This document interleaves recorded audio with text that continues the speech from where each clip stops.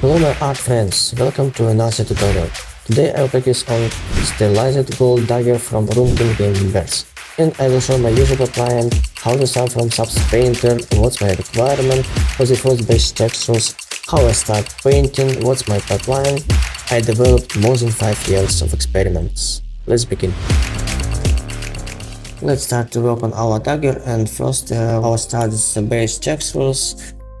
We start from subs painter, we use our inner smart material, and we have to choose right colors from the concept, like gold color or gray metal or a gem color, and then we have to make the right colored composition for every element. So my personal advice is to not make your gold too monochromatic.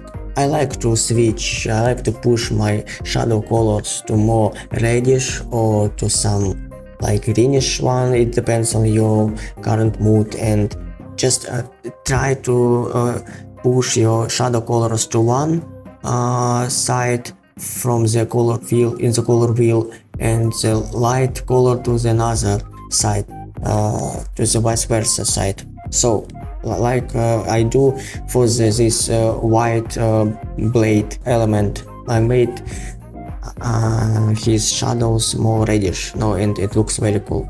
And the light and color I make more bluish.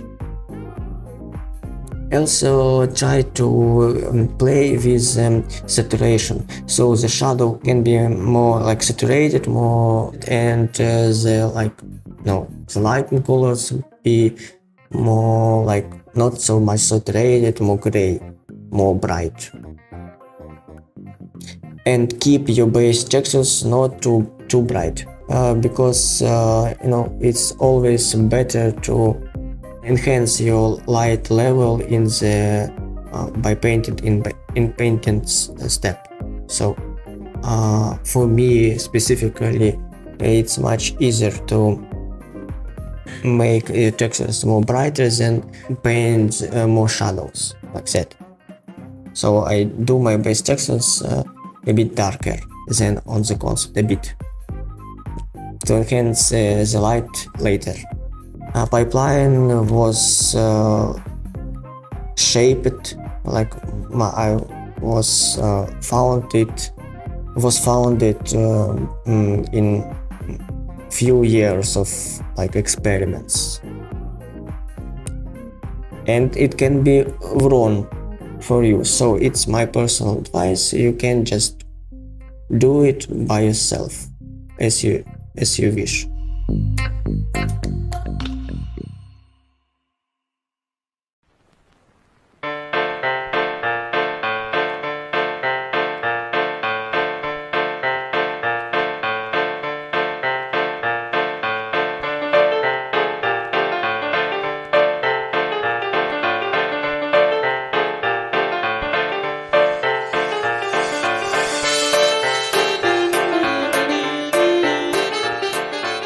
So after the switching to the code, then what my steps? It's interesting for people who work my Steam first time, because my pipeline, it's just almost always the same. I just change some minor steps. So sorry if you already know this. So what my next steps, how I paint the textures? The first step, I start with a normal mode layer, and I split my first step to few points. First is I just remove all bugs, all mistakes from base textures. The second is it's obviously the second I play with edge thickness. So usually you get your base textures from subs painter with straight and the same thickness lines, edges. So I play with the thickness. I do them more thicker, more thinner, and play with this. It's like a contrast. The third is I paint some contact shadows. What means contact shadows? When you have two elements which have a contact with each other, you usually they have some shadows from each other. So I paint these contact shadows. Then the 5 point is I paint some I paint material and paint the material texture. So if it's metal, I try to find some references of the metal and paint some interesting details for this element. If it's gold, I paint some gold, but usually gold and metal, it's almost the same, since it's all like metal but with this different colors. So you can just use the same techniques for these different materials. The sixth scene, I enhance the shape of each element. If you have some circle element, some like sphere element, I paint some, enhance the local lighting and shadows. So I paint some gradients like that, some gradients with normal mode layer, and it's very important to paint all these points in different layers.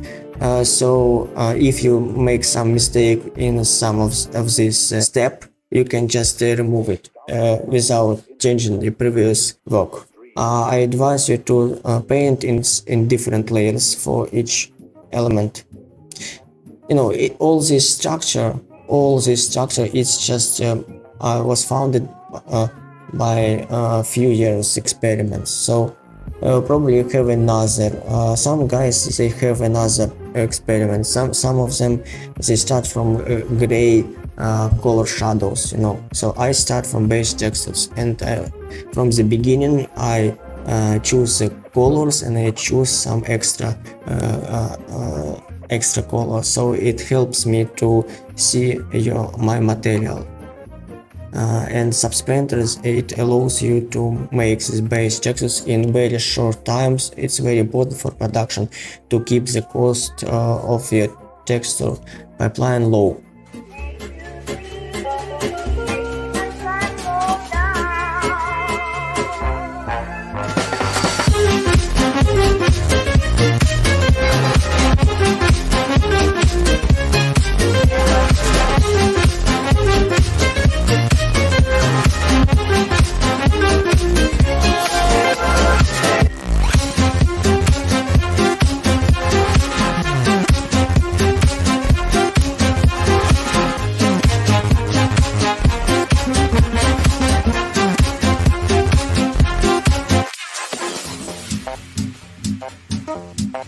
Forged out of the past and into the present, into the dream of the future. Okay, then after we painted this first normal layer, another step is painting the lighting. And lighting I split to few points like that. So my lighting, what I do, I create overlay a layer, and first I enhance my edges. So we already have our edges, interesting edges. Some of them are thicker, some of them are thinner, and I want to play not with the shape of the edges, but I want to play with the lighting of the edges. So I split these tools to different steps to make it easier. So in first step I play with the shapes, and second step I play with lighting, and I enhance my edges overall, and sometimes, so I just enhance my edges overall.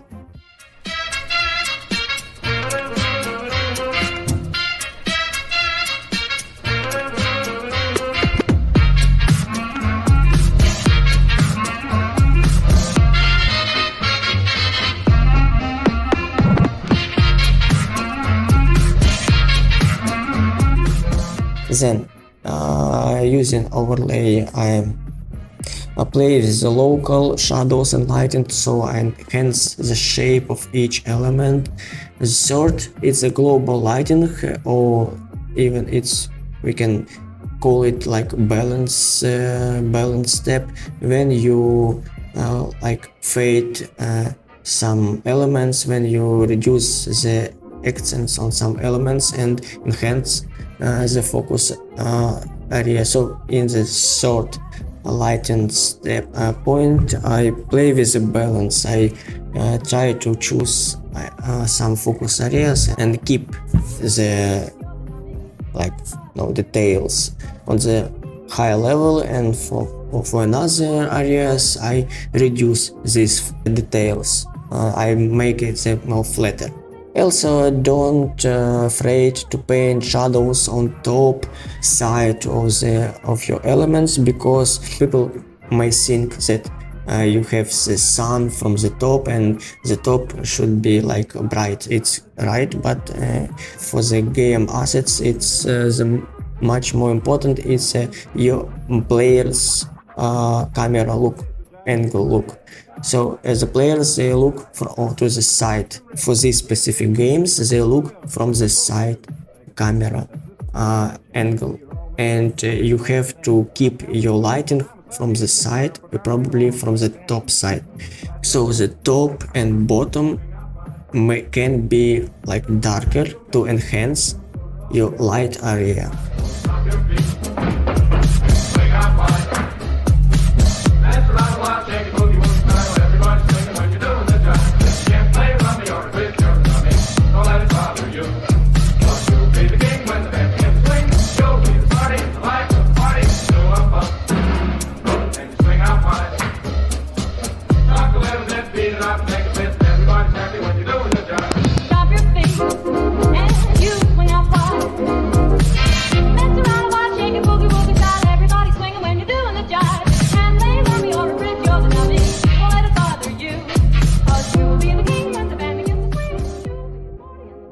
As you see, I don't make my edges bright with the same thickness, so I start to paint this bright, I start to enhance the edges, and then they fade away. I fade away these edges and it's like this line like disappears. So it's a very powerful way to make the contrast, to keep the contrast, or to play with accents. What are we supposed to do? Take it cool now, Texas, and give me a chance. You see, you're all mixed up because the jive's a dance. Well, tell me some more. I'm a suck-egg mule. Well, put down that horn. We'll have dancing school.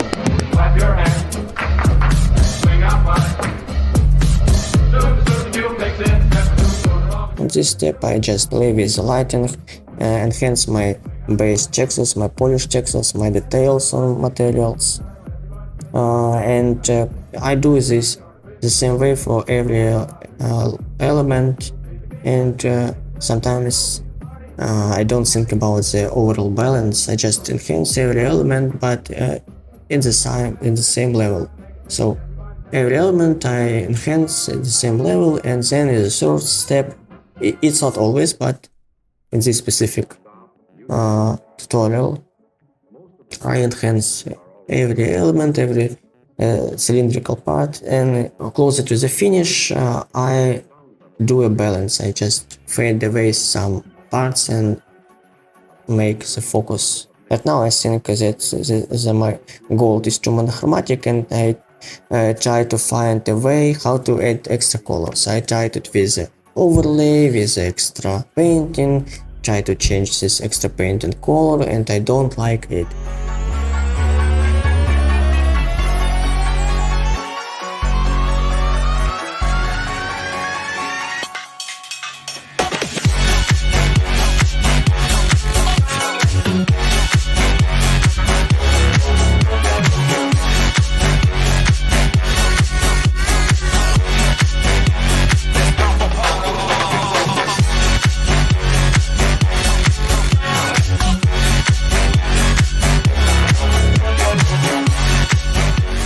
How to choose this gray tone color?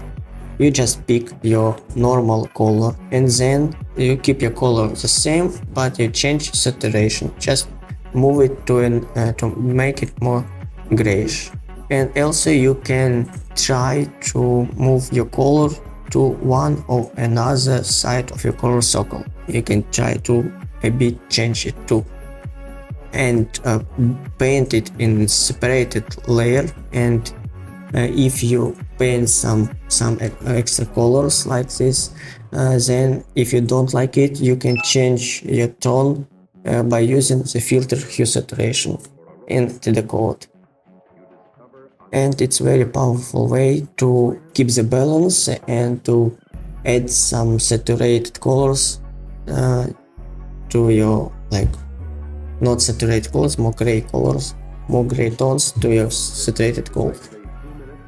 And it works not just for the gold, it works for any like materials. If you have saturated main color, you can add not saturated extra colors. If you have not saturated, like gray blade, you can add extra saturated colors. No, just try to not keep your extra colors at the same saturation level. Try to change the saturation level of extra colors.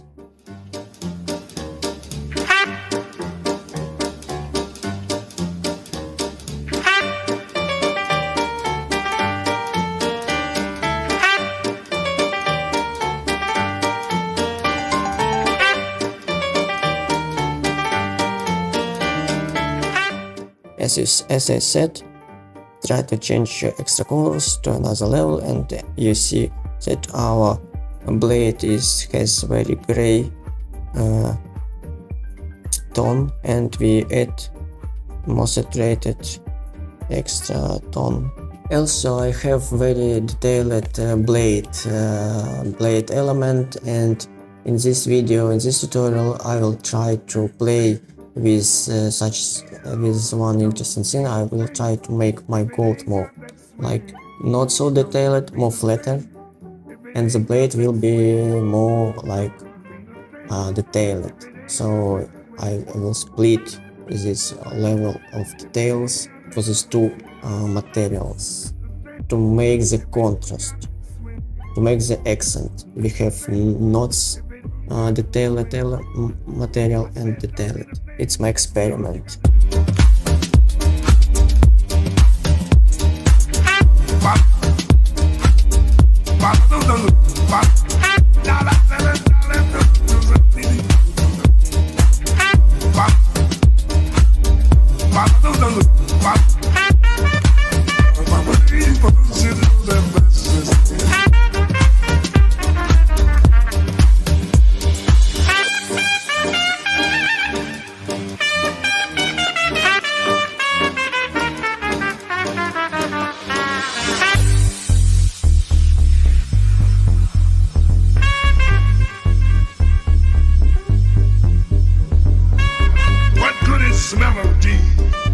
Sometimes you have in the concept, or you have in the object like some circle, like cylindrical shape, and people sometimes they just cut too much faces. They just like break it too much, and they split this cylindrical shape to different like damage. They do too much damage. They split this like soft cylindrical shape to too much extra like faces, and it start to look different, not just like cylindrical. It lose his first idea to make it cylindrical.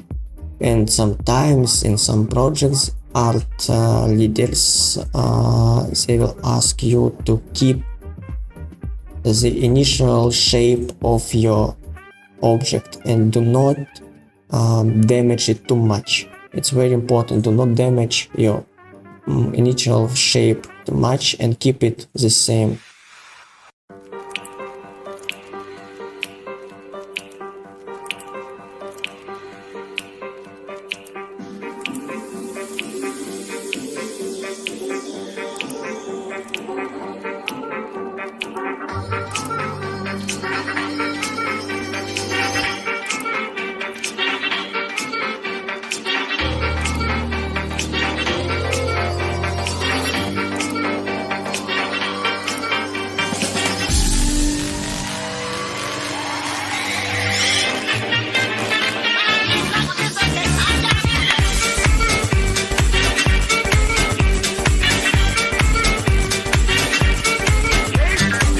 don't afraid to paint shadows on the top and bottom if you have your main player look from the side.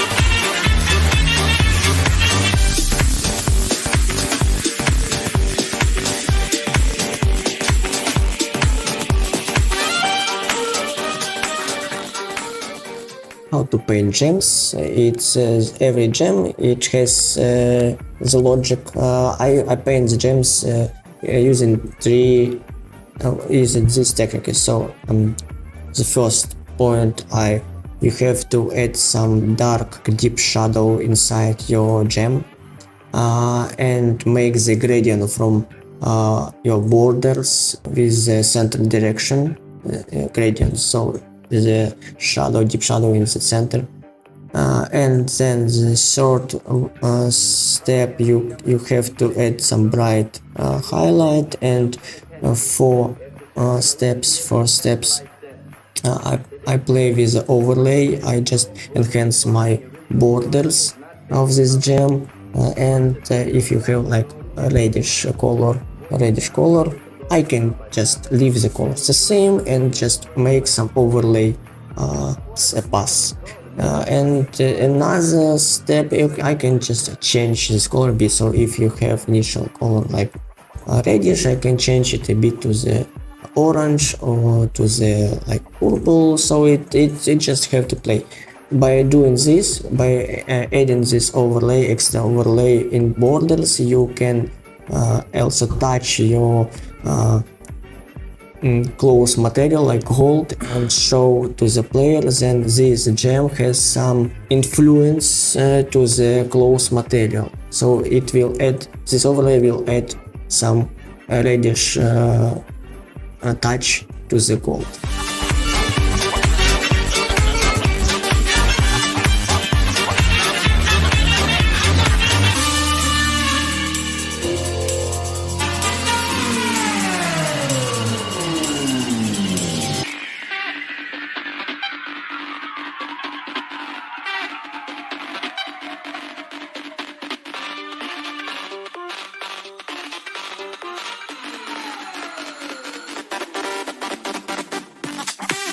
Look, I got something big on tap now.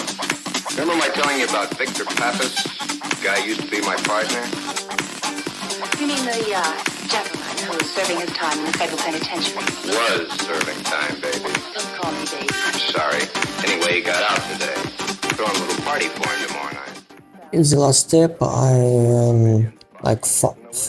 I just work on the problem when you have too much bluish, not very careful details, edges and so on. Because my first goal is to make the visual concept of my textures. I want to understand how to make these textures cool from the middle distance from camera, from the large distance from camera. And I don't I think too much about how it's careful. No, I don't think too much about the accuracy in the first steps. So I paint just beautiful textures. In the last step, I polish it one time, because if you will do your polish in the first steps, you can get the feedback like your textures is too boring, it's not very beautiful, please change, it's not very good, and you will polish and polish and polish and polish it every time. So that's why I just in first every step I try to make it as fast as possible beautiful with some level of accuracy, okay, but not too much polished. And then in the last step I polished all my edges. And sometimes actually I'm too lazy and I leave some details, like not too much.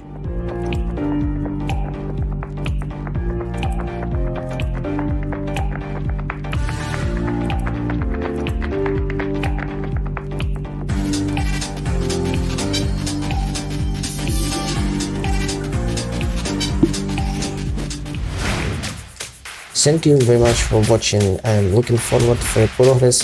If you did enjoy it, please join our community in Discord, and I will try to help you by some feedback in your free time. See you for the next one. Bye.